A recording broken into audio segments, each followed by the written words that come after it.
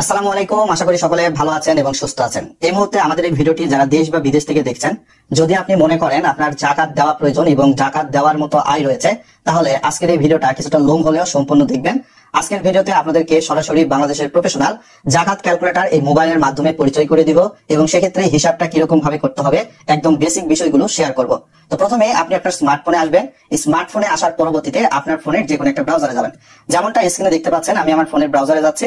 যাওয়ার পরবর্তীতে এখানে আপনি লিখে দিবেন আল সুন্নাহ ফাউন্ডেশন জাকাত ক্যালকুলেটর, লিখে সার্চ করে দিবেন। আমিও কিন্তু দিয়ে দিচ্ছি। দিয়ে দেওয়ার পর কি ঘটনাটা ঘটে চলুন দেখে আসি। এখানে জাকাত তহবিল নামে একটা অপশন আসবে, এখানে আপনি প্রেস করে দিবেন। প্রেস করে দেওয়ার পরবর্তীতে কাইন্ডলি আপনি নিচের দিকে যাবেন। যাওয়ার পরবর্তীতে দেখতে পাচ্ছেন জাকাত তহবিল, আপনার জাকাত আপনি নিজেই হিসাব করুন। এই অপশনটাতে প্রথমত আপনাকে প্রেস করে দিতে হবে। চ্যানেলে নতুন হলে সাবস্ক্রাইব করে দিবেন এবং ভিডিওটা লাইক করে দিয়ে আরো মানুষকে দেখার সুযোগ করে দিবেন। তো এরকম ইউজার ইন্টারফেস কিন্তু চলে আসবে। চলে আসার পরবর্তীতে আপনারা হয়তো স্ক্রিনে দেখতে পারবেন, একটু নিচের দিকে চলে যেতে হবে এবং এখানে কিন্তু দুইটার মতো স্টেপ রয়েছে। প্রথম স্টেপে চলে এসে আপনার জাকাত বর্ষের ধরন ইংরেজি ক্যালেন্ডার ইয়ার না বাংলা ক্যালেন্ডার ইয়ারে দিবেন, সেটা কিন্তু লেখা রয়েছে। তো বেশিরভাগ মানুষ হিজরি ক্যালেন্ডার ইয়ার বা যাদের যেরকম ক্যালেন্ডার ইয়ার সেটা আপনি দিবেন। আমারটা ইংরেজি সাল অনুসারে আমি গণনা করি। তারপর যে তারিখে আপনার জাকাত বর্ষ পূর্ণ হবে, তো জাকাত বর্ষ পূর্ণ সাধারণত দেখা যায় যে 26 না 27 না 28 আপনার কোন বছরের কোন মাস অনুসারে হবে, সেটা এখান থেকে মাস সাল দেখে কিন্তু ঠিক করে নিতে পারবেন। সো আমারটা বিবেচনায় পূর্ণ হবে অনেক ক্ষেত্রে 26 তারিখ দিয়ে দিলাম। আপনারটা যেটা আপনি সেটা দিবেন। তারপর আপনার মালিকানাধীন মোট স্বর্ণের পরিমাণ কিরকম, আপনার ওয়াইফেরটা যদি মনে করেন আপনি নিজে দিয়ে দিবেন, সেক্ষেত্রে আপনার ওয়াইফের স্বর্ণের পরিমাণ সহ এবং আপনার স্বর্ণের পরিমাণ সহ আপনি দিতে পারবেন। যেহেতু আমরা এখানে পার্সোনালি দেখাচ্ছি, সেক্ষেত্রে দেখা গেল আপনার হয়তো বা স্বর্ণের পরিমাণ এভারেজ 80,000 টাকা স্বর্ণ রয়েছে। ছেলে মানুষ যেহেতু স্বর্ণ তেমন একটা পরে না, হয়তো বা গিফট টিফট পাই এরকম।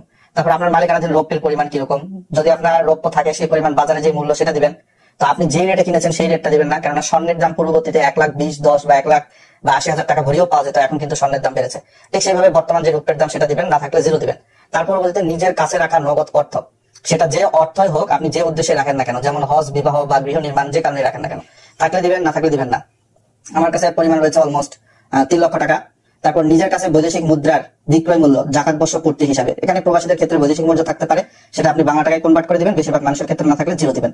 তারপর কোনো ব্যাংক বা আর্থিক প্রতিষ্ঠানে কোনো অ্যাকাউন্টে টাকা জমা থাকলে আমি এখানে দিয়ে দিলাম সাপোজ 2 লক্ষ টাকা, আপনার যেটা আপনি সেটা দিবেন। তারপর যে কোনো ধরনের সঞ্চয়পত্র, ট্রেজারি, বন্ড, বিল যদি থাকে সেটা আপনি দিবেন। মোট পরিমাণ কত সেটা বাংলা টাকায় লিখবেন, না থাকলে না দিবেন। তো আমারটা 6 লক্ষ টাকা। ওকে, দ্যাটস এনাফ। দেন এখান থেকে ফেরতযোগ্য বীমা পলিসিতে আপনার প্রিমিয়াম বা কিস্তির পরিমাণ টাকা এখানে দিতে হবে। তো আমি সাধারণত বীমাতে টাকা রাখি না, তাই জিরো। আপনারটা রাখতে আপনি দিবেন। তারপর ঐচ্ছিক প্রভিডেন্ট ফান্ডে বেতনের মূল অর্থ বাধ্যতামূলক বাদ দিয়ে, তো আপনার প্রভিডেন্ট ফান্ডে জমানো বেতনের অর্থ যদি থাকে সেটা দিবেন, না থাকলে জিরো দিবেন। এটা চাকরিজীবীদের জন্য, চাকরিজীবী না হলে আপনি এটা জিরো দিবেন। তারপর প্রদত্ত ঋণের সম্পূর্ণ অর্থ বা পাওয়ার আশা রয়েছে, ঋণ গ্রহীতা বা স্বীকার করে আদায় ওয়াদা দিয়েছে কিংবা ঋণ আদায়ের নিকট এমন প্রমাণ আছে যার দ্বারা বিচার সালিসের মাধ্যমে পাওনা উসুল করা যাবে। মানে আপনি কাউকে ঋণ দিয়ে থাকলে সেই ঋণের অর্থ ফেরত পাবেন, মানে বা ফেরত পাওয়ার আশা রয়েছে, সেটা যদি আপনি এখানে দিতে চান দিতে পারবেন। আমার যেহেতু আমি কাউকে বেশিরভাগ ক্ষেত্রে ঋণ দিই না, কেননা ঋণ দিলে অনেক ক্ষেত্রে দেখা যায় যে সম্পর্ক নষ্ট হয়, এই কারণে আমি এখান থেকে দূরে থাকার চেষ্টা করি। তারপর আমানত হিসাবে কারো কাছে রাখা টাকা, যদি আপনি কারো কাছে আমানত হিসাবে টাকা রেখে থাকেন, সেটা 10,000 হোক, 20,000 হোক বা 1,00,000, 10,00,000 যে পরিমাণ টাকা হোক, থাকলে দিবেন, না থাকলে দিবেন না। আমার ক্ষেত্রে জিরোই। আপনি যদি ভাড়াটিয়া হলে ফ্ল্যাট, বাড়ি বা দোকান ভাড়া নেওয়ার সময় সিকিউরিটি মানি হিসাবে ফেরতযোগ্য অর্থ যদি আপনার কাছে থাকে বা ফেরতযোগ্য অর্থ আপনি যেটা পাবেন, আপনি ফ্ল্যাট, বাড়ি বা দোকান ইত্যাদি ভাড়া নিয়ে থাকলে সেটা দিবেন, না থাকলে জিরো দিবেন। তারপর বাড়ি ব্যতীত অন্যান্য ক্ষেত্রে জামানতের জন্য ফেরতযোগ্য অর্থ যদি থাকে দিবেন, না থাকলে জিরো দিবেন আমার মতো। তারপর ব্যাংক অ্যাকাউন্ট, ড্রয়ার, আলমারি, যে কোনো জায়গায় রক্ষিত ব্যবসার নগদ টাকা, এখানে উপরের নগদ অর্থের ঘরে সংযুক্ত করা না হয়ে থাকলে এটা দিবেন। তো বেশিরভাগ মানুষের ক্ষেত্রে ব্যবসায় হবে, ব্যবসায় হলে দিতে হবে, ব্যবসায় না হলে জিরো দিবে। তারপর ক্রেতাদের থেকে পাওনা ব্যবসায়িক পণ্য বিক্রি বকেয়া মূল্য, ক্রেতাদের কাছ থেকে আপনি হয়তো ব্যবসায়িক পণ্য তাদেরকে দিয়েছেন, বাকিতে বিক্রি করেছেন, তাদের কাছ থেকে যেটা পাবেন সেটা আপনি দিবেন। তো যারা ব্যবসায়ী তাদের জন্য এটা, ব্যবসায় না হলে দেওয়ার দরকার নাই। 15 নাম্বার, বিক্রয়ের উদ্দেশ্যে স্টকে রাখা রেডি পণ্য, উৎপাদিত পণ্য, কাঁচামাল, প্রক্রিয়াধীন পণ্যের পাইকারি ক্ষেত্রে বিক্রয় মূল্য। তো এটাও ব্যবসায়ীদের জন্য, আপনাদের যেটা হিসাব রয়েছে সেই অনুসারে দিবেন। আমি তো ব্যবসায়ী না, সেক্ষেত্রে আমার জিরো। লাভে বিক্রয় বা ট্রেডিং এর উদ্দেশ্যে ক্রয়কৃত অন্যান্য সম্পদের বিক্রয় মূল্য জাকাত বর্ষ পূর্তির হিসাবে শুধুমাত্র বিক্রয়ের উদ্দেশ্যে ক্রয়কৃত প্লট, জমি, গাড়ি ইত্যাদি এখানে বিদ্যমান, তো আমি এক্ষেত্রে জিরো।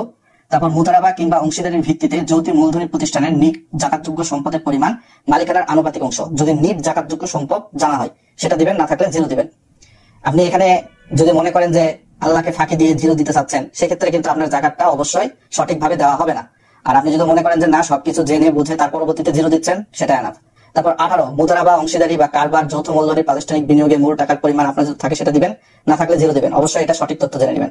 তারপর শেয়ার মার্কেট বা ক্যাপিটাল, শেয়ার মার্কেটে যদি আপনার বিনিয়োগ থাকে, ক্যাপিটাল গেইন অর্থাৎ লাভে বিক্রয়ের উদ্দেশ্যে ক্রয়কৃত শেয়ার বর্তমান বাজার মূল্য যেটা রয়েছে সেটা দিবেন। বেশিরভাগ মানুষই শেয়ারের বিজনেস করে না, সেক্ষেত্রে 0 হবে। তারপর শেয়ার মার্কেট বা ডিভিডেন্ড বাৎসরিক মুনাফা অর্জনের উদ্দেশ্যে ক্রয়কৃত শেয়ারের বিপরীতে থাকা আনুপাতিক নেট জাকাতযোগ্য টাকাই, এটা আপনার যদি জানা থাকে দিবেন, না থাকলে দিবেন না। তারপর এটা সাধারণত শেয়ার বাজারে যারা শেয়ার কেনা বেচা করে তাদের জন্য, বেশিরভাগ মানুষের ক্ষেত্রে নয়। শেয়ার ডিভিডেন্ড অর্থাৎ বাৎসরিক মুনাফা অর্জনের ক্রয়কৃত বাজার মূল্য, থাকলে দিবেন, না থাকলে দিবেন না। এটা শেয়ার মার্কেটে যারা কাজ করেন তারা খুব ভালোভাবে বোঝেন। তারপর পরবর্তী ধাপে ক্লিক করবেন। ক্লিক করলে আপনি উপরের দিকে যাবেন, 2 নম্বর স্টেপে নিয়ে আসবে। তারপর চিকিৎসা বাৎসরিক বা একান্ত প্রয়োজনে নেওয়া ব্যক্তিগত ঋণের পরিমাণ। আপনি কারো কাছ থেকে হয়তো চিকিৎসা বা বাৎসরিক বা ব্যক্তিগত ঋণের জন্য টাকা নিয়েছেন, শুধু ঋণের অংশ যা আগামী 1 বছরের মধ্যে পরিশোধ করতে হবে, ওই টাকাটা আপনি এখানে লিখবেন। কারো কাছ থেকে ঋণ নিয়ে থাকলে, তো আমি ঋণ নেই, সেক্ষেত্রে 0। তারপর 23 নাম্বার ব্যবসায়িক প্রয়োজনে গৃহীত ঋণ যা দিয়ে জাকাতযোগ্য সম্পদে কাঁচামাল, রেডি স্টক ইত্যাদি ক্রয় করা আছে, ঋণের শুধু ওই অংশই আগামী 1 বছরের ভিতর যা পরিশোধ করতে হবে সেটা এখানে লিখবেন। টাকার পরিমাণ সঠিকটা ব্যবসায়ী ভাইদের জন্য আপনার সঠিকটাই কিন্তু দিতে হবে। আপনি যদি আনুমানিক দেন সেক্ষেত্রে কিন্তু হবে না, তো আমি তো ব্যবসায়িক না, সেক্ষেত্রে আমার 0 হবে। তারপর 24 কিস্তিতে বা বাকিতে ক্রয়কৃত পণ্য বা সার্ভিসের অপরিশোধিত মূল্য শুধু ওই অংশ যা আগামী 1 বছরের ভিতর ফেরত পাবেন, বাকিতে বিক্রি করেছেন সেটা দিবেন, না থাকলে দেওয়ার দরকার নাই। এটাও ব্যবসায়িকদের জন্য, ব্যবসায়িক ছাড়া নয়। স্ত্রীর অনাদায়ী মোহর শুধু ওই অংশ যা আগামী 1 বছরের মধ্যে পরিশোধ করার দৃঢ় ইচ্ছা রয়েছে। আপনার স্ত্রী যদি মহারণা শোধ করা না হয় সেক্ষেত্রে এটা দিবেন, তো আমি তো মহারণা বাকি রাখি নাই, সেক্ষেত্রে আমারটা 0 হবে। তারপর কর্মচারীদের অনাদায়ী বেতন ভাতা যা জাকাত বর্ষ পূর্ণ হওয়ার আগে আবশ্যক হয়েছে, সেটা আপনি দিবেন। এটা ব্যবসায়ীদের জন্য, ব্যবসায়ী না হলে 0 আসবে। তারপর ট্যাক্স, বাড়ি ভাড়া, দোকান ভাড়া, বিদ্যুৎ বিল, গ্যাস বিল, ফোন বিল বা ইত্যাদি পরিশোধযোগ্য দেনা জাকাত বর্ষ পূর্ণ হওয়ার আগে আবশ্যক, তো এটা আপনারা আপনাদের সঠিকটা দিয়ে দিবেন। তারপর বিগত বছর সময়ের বকেয়া জাকাত যা এখনো আদায় করা হয়নি, সেই টাকার পরিমাণটা আপনি দিতে পারেন, পূর্ববর্তী বছরের জাকাত। তো যারা সঠিক সময়টা সঠিকটা দিয়ে দেন তাদের ক্ষেত্রে 0 আসবে। সঠিক সময় সঠিক না দিয়ে থাকলে পরবর্তীতে জাকাত আপনার কত টাকা হতো সেটা আপনি এখানে অ্যামাউন্টটা লিখতে হবে, সেটা 10,000 না 20,000 না 50,000 সেটা দিতে হবে। তো আমার ক্ষেত্রে 0। তারপর আমি নিচের দিকে যাব। তো এখানে কিন্তু স্ক্রিনে দেখতে পাচ্ছেন, আপনি যদি নিচের দিকে চলে আসেন, 2.6% আপনার জাকাত হিসাবে ধার্য করা হয়েছে এবং জাকাতযোগ্য সম্পদ আপনার মোট রয়েছে 11,80,000 টাকা এবং জাকাত থেকে বিক্রয়যোগ্য সম্পদ খ যেটা 3,000 টাকা, নেট জাকাতযোগ্য সম্পদ 11,77,000 টাকা এবং এর উপর 2.6% হারে অর্থাৎ আপনার 30,602 টাকা আপনাকে জাকাত দিতে হবে, এটা আপনার ফরজ। তো আপনি এই জাকাতটা এই হিসাবে কিন্তু দিয়ে দিতে পারেন। তো আপনি দেশ বা বিদেশে যে জায়গায় থাকেন না কেন, এইভাবে কিন্তু আপনার স্মার্টফোনের মাধ্যমে নিজে নিজে ক্যালকুলেশন করতে পারেন, অথবা আপনার সরাসরি কম্পিউটার বা ল্যাপটপ থাকলে সেখানেও এই ঠিকানায় গিয়ে কিন্তু আপনি জাকাতটা ক্যালকুলেশন করে আপনি নিজের পছন্দ জায়গায় বা আপনি গরিব দুঃখী মানুষের কাছে গিয়েও কিন্তু সহযোগী দিতে পারেন। এটা একান্তই আপনার একান্ত ব্যক্তিগত বিষয়। ভিডিওটা শেয়ার করে দিবেন যাতে করে আরো মানুষ এই বিষয়টা সম্পর্কে জেনে উপকৃত হতে পারে। আর আপনার যদি কোনো ওপিনিয়ন থাকে বা মতামত থাকে ভিডিওর কমেন্ট বক্সে ড্রপ করুন।